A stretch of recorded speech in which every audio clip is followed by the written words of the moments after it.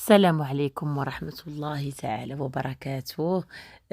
كي دايرين؟ لاباس عليكم؟ تنتمنى تكون أموركم بخير وعلى خير وتكونوا في صحة جيدة يا ربي آمين.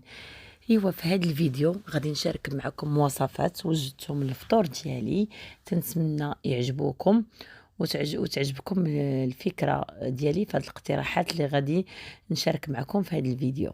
إيوا كيف تتشوفوا هاد الفيديو فيه درت معكم ميني بسيطلات بطريقتي الخاصة، يعني ما كنديرش فيهم السنيدة السكريات، يعني وعندي شي إضافات كنديرهم باش كنخليهم صحيين لينا ولوليداتنا، وغنشارك معكم واحد الحشوة لواحد البريوات رائعة وصحية حتى هي كذلك، وفيها مكونات يعني زوينة وغادي يعجبوكم بزاف بزاف بزاف. زائد واحد الطورطية خطيرة كتجي بنينة بنينة بنينة، وصراحة أنا شخصيًا كتعجبني هاديك الطورتية وكتعجب الوليدات، وسهلة يعني سهلة زعما في الطريقة ديالها. هاد الشي كلّه غادي نشاركو معاكم بطريقتي الخاصة. دابا غادي نبداو واحد التحلية اللي هي زوينة بزاف، طبيعية وفيها مكونات موجودة في الدار وطبيعية وزوينة، وكتعطيكم واحد الطاقة، يعني ملي الإنسان كيفطر يعني من ورا الفطور كيمشي يصلي، يعني ملي كيجي ضروري خاصو واحد الحاجة اللي مفيدة، ماشي فيها غير سكريات. السكريات الغير طبيعية راه ماشي صحية للجسم، ولكن ملي كتكون سكريات اللي هي طبيعية فكتكون مهمة للجسم ديالنا. هاد الشي علاش بغيت نشارك معكم هاد التحلية. يعني كيف تتشوفوا درنا البنان اللي ديجا كيكون طيب، يعني حتى حاجة ما كتضيع، يعني دايما أنا كنخلي هداك البنان كندير بها التحلية كتعجبني. الإنسان ملي كيكون جالس تيبغي ياكل بحال هاد التحليات كيكونوا طبيعيين وزوينين. البنان والتمر اللي كيكون علاش كيكون معجن صافي، وكديريه مع الحليب، ومن بعد كتضيفي النشا ديالك، ومن طبيعة الحال ملي كطحني هاد العناصر كاملة راه كتصفيهم، وانتم كيف تتشوفوا راه حتى حاجة ما خرج، يعني كلشي طحن مزيان مزيان. ومن بعد كدّي هاد الشي كدّيه للبوطة، ملي كيولي كيعقاد شي شوية كديريه في الكويسات، ملي كيبردوا الكويسات كنديروهم في التلاجة، ومن بعد كنخرجوهم من التلاجة وكنزينوهم.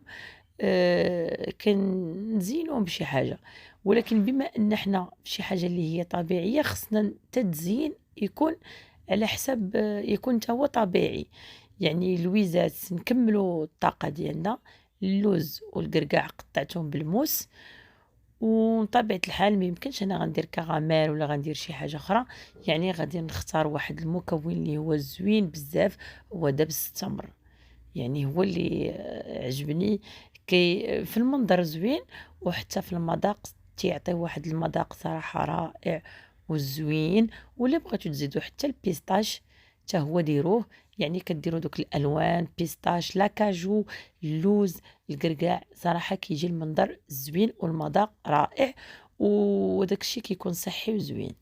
دابا غنبداو ميني بسيطلات ديالنا. اول مرحله كنشدو اللوز نمسحوه بجلوف وبكل شيء، كنديروا ليه زويته وكنديروه في الفران.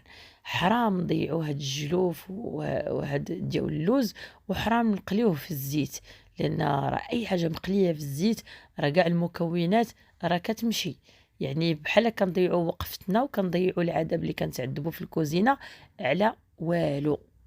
من بعد شدينا الدجاج غادي نديرو في الكوكوط، درت فيها واحد شويه الزيت، ولكن هاد الدجاج راه ديجا مشرملاه انا الليله قبل، مشرملاه دابا غير شديتو وحطيته في الكوكوط.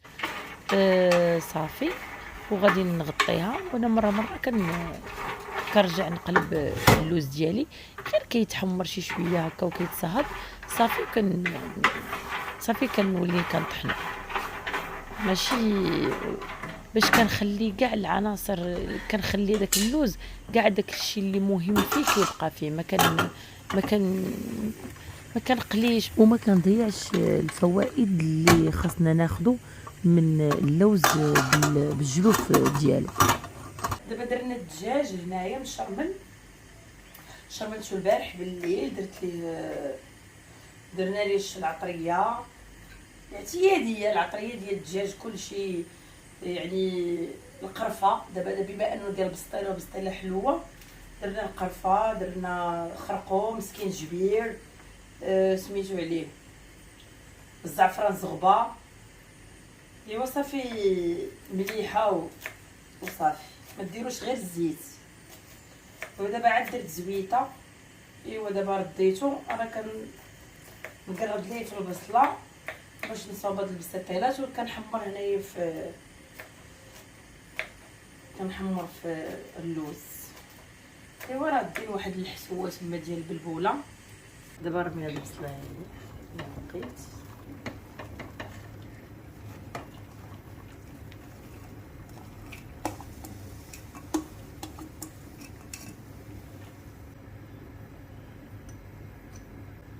سكينجبير ديال الابزار،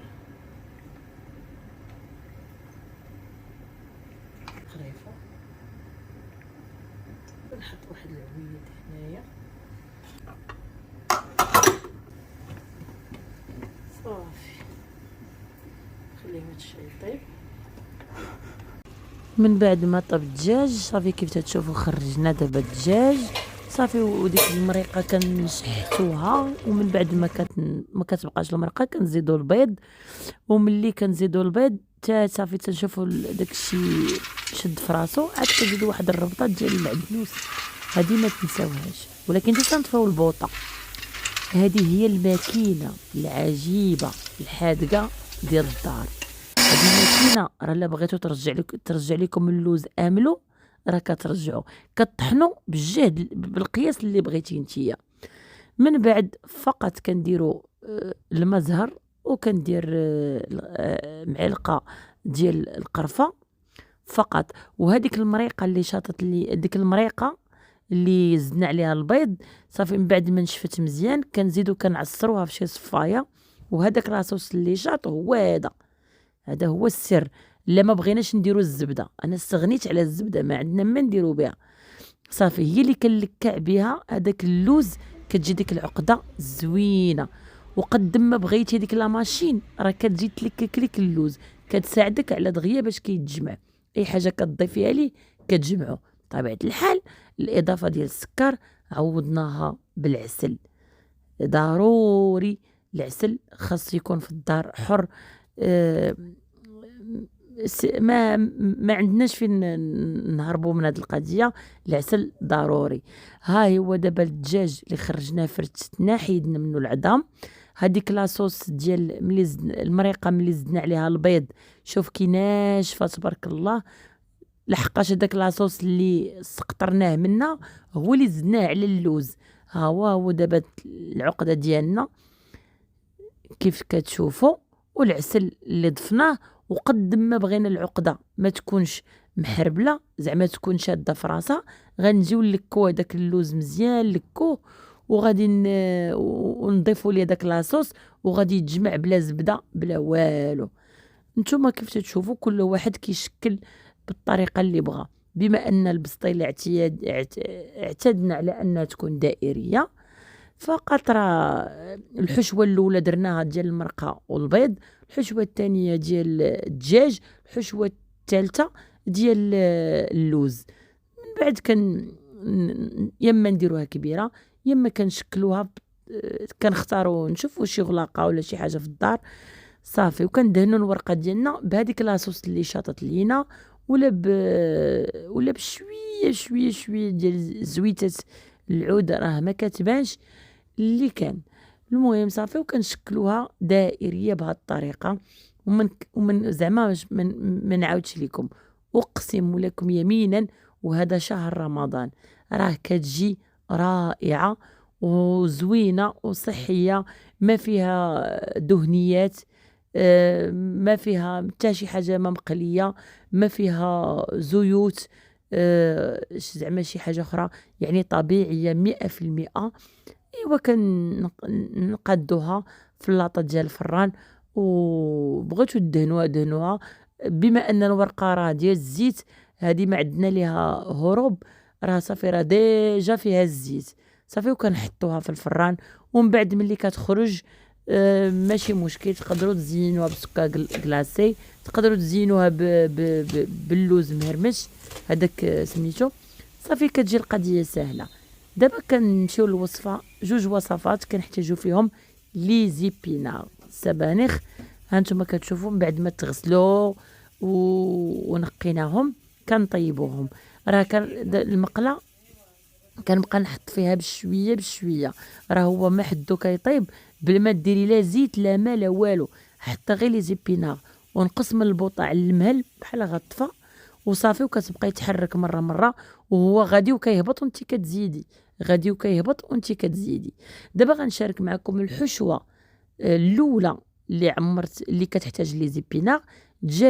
الدجاج مع البصله شحرتهم وزدت عليهم مليحه، شويه الابزار شويه المعدنوس، وكنضيف ليهم لي زيبينار الحشوه ديالنا. هانتوما كتشوفوا كلشي في التبصيل، لي زيبينار والدجاج اللي مشحر مع البصله وشويه ديال الحبق والجبن.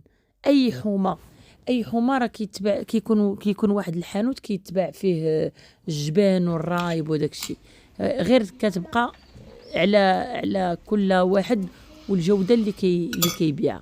صافي دابا الجبن والبصله مع الدجاج مشحرين، كنزيد عليهم المعدنوس والحبق، الحشوه ديالنا كنخلطوها مزيان وكنعمروا بها البريوات، راه كيجيو رائعين ولداد والله الا كيجيو. عرفتي انا ولادي حماقوا عليها. الوصفه الثانيه واحد الطورتيه. هاد البطاطا معروفه الناس في الطورتيه كيقليوها في الزيت، انا ما عرفتش علاش، ولكن من الاحسن كدهنيها بزويته وكديرها في الفران وكتجي بهاد الطريقه بغيت نوريها لكم، كتجي زعما زوينه ومقرمله وكتجي رائعه في المذاق. كتضيفي عليها شويه كيكه الملح ولا كتخلي الملح حتى الاخر. ها هي دابا الحشوه، زدت عليها دابا لي زيبينار والبطاطا والبيض، شويه ديال التحميره شويه ديال المليحه، وضفت واحد شويه ديال زيت العود فقط. الا بغيتي تزيدي واحد شويه ديال الزعتره زيديها، ما بغيتيش صافي بلاش. كتحركي الخليط كديري البيضات، انا درت 6 البيضات صافي، ومن بعد كتشكليها في المقله، شي المقله ما تكونش كتلصق صافي، وكتشكليها بهذه الطريقه راه كتجي رائعه. ومن بعد كتقلبيها كتشوفي شي تبصيل اللي قد المقله ديالك، وكتجي زوينه زوينه زوينه زوينه وبنينه. والله الا انا بعدا كنحماق عليها وكيحماقوا عليها الوليدات، وكتهنيك بزاف د الحوايج هاد الطورتيه، وصراحه وكتعجب كاع الناس، زوينه بزاف. ايوا اللي وصل حتى لهنا ما ينساش ليا واحد اللايك وواحد لابوني باش يوصلكم كل جديد ديالي، والكومونتيرات الزوينين ديالكم، وتنقول لكم الى فيديو اخر، مع السلامه.